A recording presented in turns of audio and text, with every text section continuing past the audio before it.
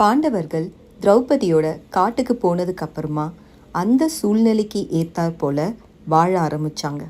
அங்கேயும் அவங்க ரொம்ப சந்தோஷமாக இருக்க ஆரம்பித்தாங்க. அப்படி ஒரு நாள் காட்டில் திரௌபதி சில பூக்களை பார்க்கும்போது தான் தோட்டத்தில் வளர்த்த சௌகந்திகா பூவோட ஞாபகம் வந்துச்சு. அவங்களுக்கு அந்த பூனா ரொம்ப பிடிக்கும்.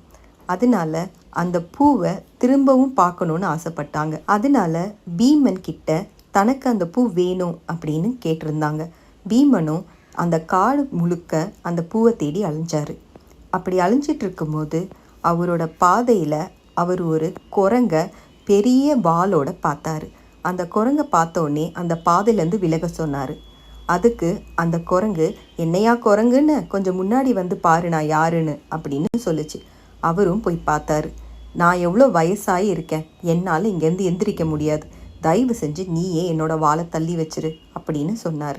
அதுக்காக பீமனும் அவரோட முழு பலத்தோட அந்த வாளை தள்ள பார்த்தாரு. ஆனால் அவரால் அந்த வாளை தள்ள முடியலை. அப்புறம்தான் அவருக்கு புரிஞ்சுது அந்த வாளோட சொந்தக்காரர் ஒரு குரங்கு இல்லை, வீர ஹனுமன் அப்படின்னு. உடனே தான் செஞ்ச தவறுக்கு ஹனுமன் கிட்ட மன்னிப்பு கேட்டார். அவரும் பெருந்தன்மையாக மன்னிச்சிட்டாரு. இதிலிருந்து நம்ம கற்றுக்க வேண்டிய விஷயம் என்னன்னா, என்னதான் நம்ம வலிமை மிக்கவர்களாகவும் பலசாலியாகவும் அறிவாளியாகவும் இருந்தாலும் நம்ம எல்லாருக்கும் ஒரு விஷயம் ரொம்ப தேவைப்படுது. அதுதான் பணிவு.